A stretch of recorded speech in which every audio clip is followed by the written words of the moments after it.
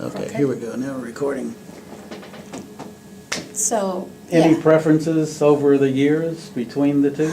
Well, it seemed like if I was active in one, I needed to back off on the other a little bit. But I was real active in each of them. I've been on the board of both, as you know. And the year that they asked me to be president of ACES, or to stand for president of ACES, they also asked me to stand for president of SLA. Well, that was a Hobson's choice, because my intellectual home was at ACES. My customer home was at that time at SLA. But the thing that really made me decide was, I'm one of those in for a penny, in for a pound people. So, you know, if you're going to be involved, you're going to do it wholeheartedly. And I figured that SLA presidency would take me about 20 hours a week. And I figured that 20 hours a week? a yeah? week to do it right. And I thought ACES would take me about 5 hours a week, just because of the way the places were organized and so on, and because of the way they organized their presidencies, which was a bit different. And I was about right, I think. Really? For SLA, you had to do, at that time, at least 14 chapter visits a year, which meant, you know, travel to a lot of places. And I don't mind travel, as you know, I travel a lot. But to say your life is on the road. But yeah, but it seemed like an awful lot of travel. And then they had their board meetings and the finance committee meetings and the AOOC meetings, and it was just constant stuff. And they had 2 meetings that would require at least a week each, being their annual and their winter meetings. Whereas ACES had a mid-year meeting and the annual meeting, and those aren't all that different in terms of time, although those meetings were a little bit shorter. But anyway, I chose ACES, and then SLA's never asked me again. I guess they were miffed or something. But I did serve twice on SLA's board. I chaired their first strategic planning committee, and that plan still stands fairly well, actually. I was on there for SLA. I was on all kinds of committees, everything from nominations and publications and strategic planning and so on. Over the years, it's all listed in my resume, Right. and I've gotten a lot out of it. But the main reason for being active in SLA really was because of 2 things. One, the strong local chapter. It was a wonderful group of people. And the other was that a lot of my customers were there. It's no longer true. My customers are no longer at SLA. I'm not sure where everybody's gone, but for the most part, they don't go to SLA unless they're actually in the exhibit hall. But it used to be that people attending SLA were my customers as well, and so it made it a really important meeting for me to go to. For some reason, they don't have as many. But, you know, ACES has also changed significantly over the years. It used to have a huge exhibit hall, and then when Tom Hogan started his meetings, the ACES, I'm not sure if ACES... Which meetings are you referring to? The Online? The online meeting, and then later this agglomeration of meetings that he has now, the Knowledge World and so on. But Oh, right. but the what was it called? The NEAC, National Online Meeting, that Tom held for many years, started just about the time that ACES stopped having exhibits. And that made a significant hit to ACES, because the clientele then that were attending the ACES meetings changed a lot. So I counted up the number of practitioners at the ACES meeting this year, the ones that I thought could be stretched a little to include the practitioners, and it was about 8% of the meeting, whereas 18% of the people attending were students. Mostly doctoral students, but they were students, and the rest were pretty much academics of some sort, stripe or another. But if you go back 20 years and you look at ACES, it was significantly heavy with people who were either with the government or with the private sector in some way or another. And In fact, I used to look at the ACES audiences, and you could kind of stratify them. So the academics were all up front, paying a lot of attention to the speaker. And the manager implementer types were pretty much in the middle. I mean, that's where you'd It's see. not out in the hallway. talking to Well, each no, other. so the implementers were in the middle of the audience, and then in the back and out in the hallway were either the entrepreneurs, the people who are running companies, or, you know, the general cabal. And I'll admit that I was in that back, and, you know, those back aisle seats, man, they're golden, and if the seats are locked down in the back, it's so annoying. You have to lift them up and pull them back, because nobody wants to be in the middle of some row if they're of that right, stripe. right. But you don't see those people in the back much anymore, and you don't see nearly as many middle managers in there either. The people are trying to figure out how to implement a project. And I'm not sure if that's because so many of the papers now at ACES are on a much smaller sample set. So the theoretical basis is what we all came for. That's what we all always came for, and that's what we still come for. But when you've got a sample set of 7, that's not going to hold up for anybody's data. It's just absurd. I read these papers where they're drawing all these conclusions from a sample of 7 articles. That is just really not sustainable at all. And I'm putting to bed a project right now. It's got 820,000 articles. They're all full text, and I'm indexing them with a keyword group, and I'm inline tagging them so that wherever the concept is mentioned in the article, you can zoom right to it and find the information. I'm doing another one where I'm indexing all the images within the text and identifying where to zoom right to them. And a sample size of 7 is just not going to get you very far when we have these avalanches of information pouring in on us. Everybody's talking about big data, and then you hear 50. I'm dealing with an article set of 50. You can download for free a whole lot more than 50 articles. Do something that's worthwhile and that you can really do as substance. So I don't know if it's because there's more of these student papers. I certainly love hearing a doctoral paper, but I'm talking about student papers where they're just really not, Yeah. there's not enough there to get an idea to improve your business or improve your information access. And I think it's hurting ACES in the long run. Every now and then there'll be a meeting where the papers are just really gripping and spot on, or a session, but those are fewer and fewer, I'm finding, at ACES, which I think is unfortunate, and I think that's really what's hitting the backdrop. I went to the classification research meeting this year, and there were 3 papers there that dealt with absolute minutia and a total lack of understanding on how subject terms are selected by the Library of Congress. And it's certainly widely published. All you got to do is read it. There's a reason why they don't put ephemeral terms in that particular list of subject headings. But so they were cute, and the people were enthusiastic, but there was no substance to the paper as far as I was concerned. Well, let's go back to when you started at ACES. It's 78, 76. 76 with ACES. Yeah. And what were the first kinds of things that you did? First impressions? Well, there were there were two impressions that particularly stick with me, and one was that the papers were exhilarating.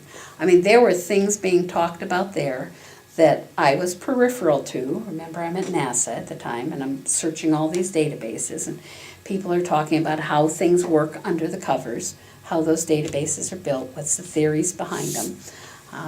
And for me, it was exhilarating. It was absolutely thrilling to hear how to put that stuff together. I mean, there were real, this is how we think it works, and it would have worked better if we did it just a little differently here.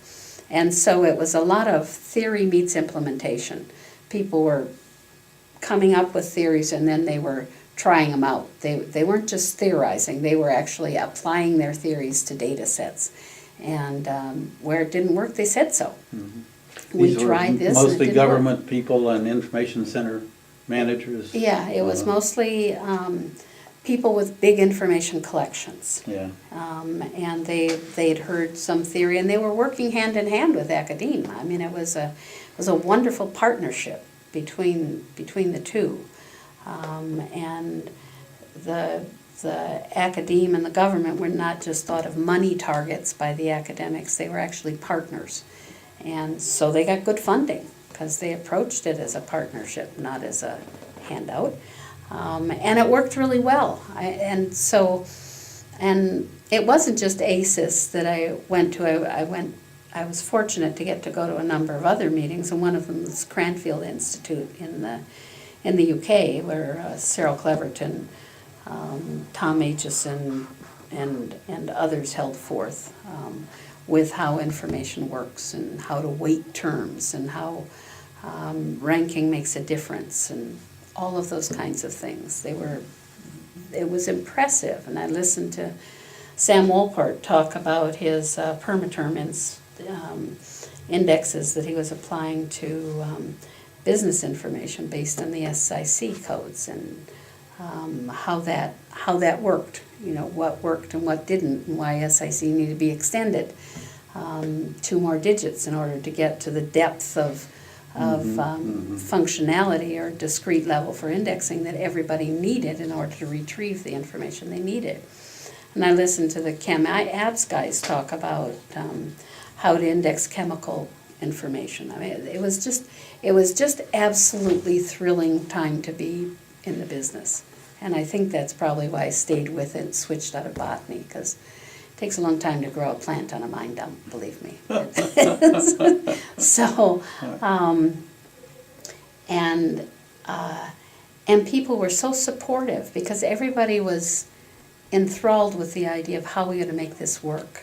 You know, and there were certainly curmudgeons around, people that would get in the back and they'd yell at each other. And I don't know if you remember Ev Brenner, but he would sit near the front and he would let people know if he disagreed with their thesis one way or another. And he was applying cool stuff. He was doing automatic indexing for the American Petroleum Institute for that center that he ran. And he was working from API in concert with the people at NASA and at DTIC to come up with a rules-based automatic indexing system, even then. And it was the indexing that Ev was doing from the Central Abstracting and Indexing Facility was incredible. And the way that then he could apply that to not just the petroleum literature, but also to the patent literature, and how to tease stuff out of the patent literature was fascinating. And then because I was in the private sector, I got to be involved in a lot of fun projects. So one of the things we did was digitize the patent collection, the U.S. PTO collection. So we had to scan it because it was all paper. Your company bid on this project? Yes, we did, and we had a partner in it, but we had to build special machines to scan the old patents, and the paper's brittle, so we had to vacuum move them and scan them on both sides, and paper's thin, so you had to worry about the bleed through and so on. And then once scanned, we had to digitize them, and we did OCR on them. I had a huge disagreement with David Grooms, who was in charge of the project for the patent office, and he and I had already worked together to build a database on NASA's space commercialization database when Dave was at NTIS, so he was a known commodity, and he was really fun to disagree with. But we had I thought that the accuracy level needed to be fairly high for accurate retrieval of the patent information. And he said, nope, I don't think so. He said, I think 95% accuracy is good enough. Well, that's 5 typos for every 100 characters. That's really ugly data. He says, no, that's good enough. So I said, no, I think it needs to be 99.98. And he said, nah, you don't need that kind of accuracy. And so we went back and forth and back and forth. And what we finally settled on was actually 97% accuracy, because average patent is 30 pages long, and the chances that the word you're looking for will be spelled right at least once in a full-text search. Now, full-text search was pretty cutting edge at that time, but the chances that it would be spelled right at least once in an article in a patent of 30 pages at 97% accuracy actually came out to 99.997. Okay, I'll grant you 1/100th of a point. But we had to prove it to each other, whether that would actually work or not, and whether the retrieval would be worthwhile, because that system that the patent office was implementing at that initial round was actually the messenger system with the Genie format that Chemical Abstracts had developed for their implementation of their platform when they brought the abstracts and titles online, instead of just the number and the indexing and the section. So, and we had helped with the missing abstracts for ChemAbs, and so it was a pretty cool thing. In fact, that that project for ChemAbs was a really difficult one in the end, because they had decided that they wanted to bring all the abstracts and titles online. Full text, and space was expensive.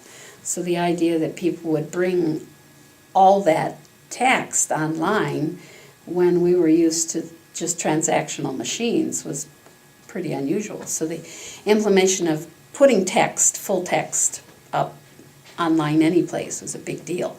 So ChemAbs just compromised on the abstracts and titles, which is what they owned anyway. They didn't own the journal article that they were indexing, but they did write their abstracts, so they certainly owned those.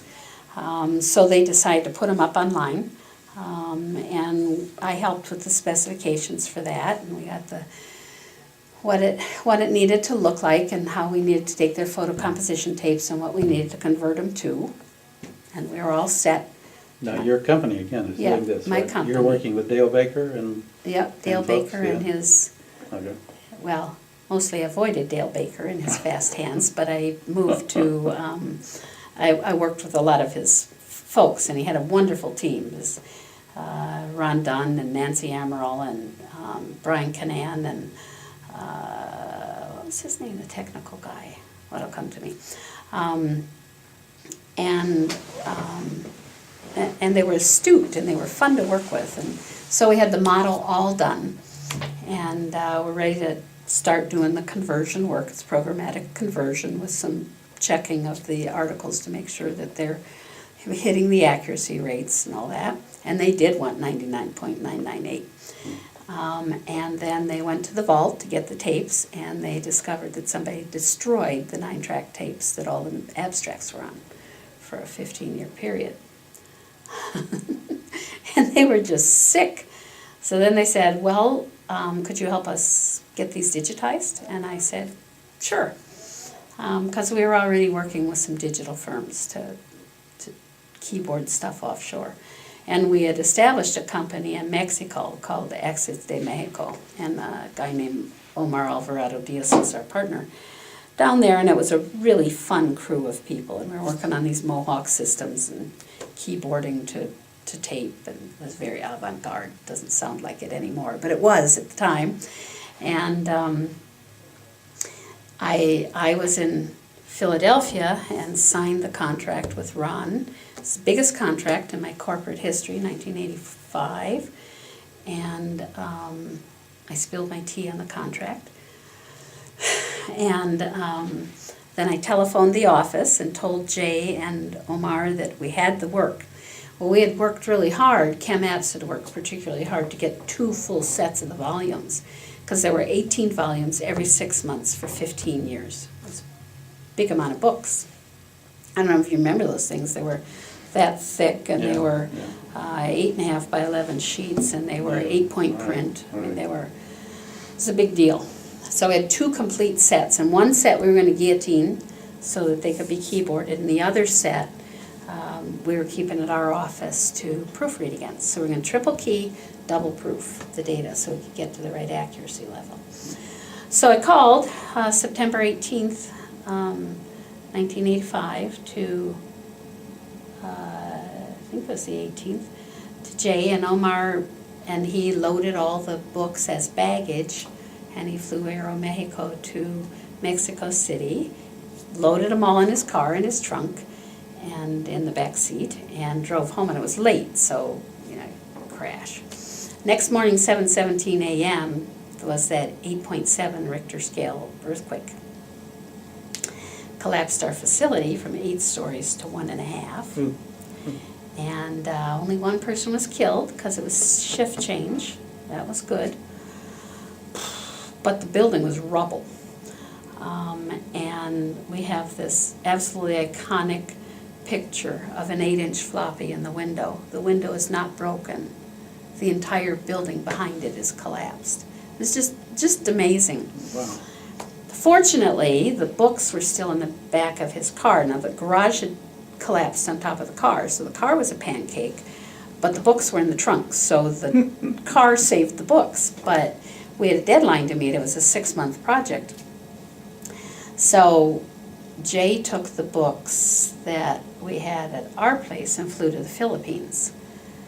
And he got caught in the sea of yellow armbands because Benito Aquino had been shot, and his wife was running against him, Marcos, and millions, I mean literally millions. I have pictures of people on the freeway, and Jay's in this limo with all the books in the back going to the keyboarding facility, and they were making progress at the rate of a mass of people.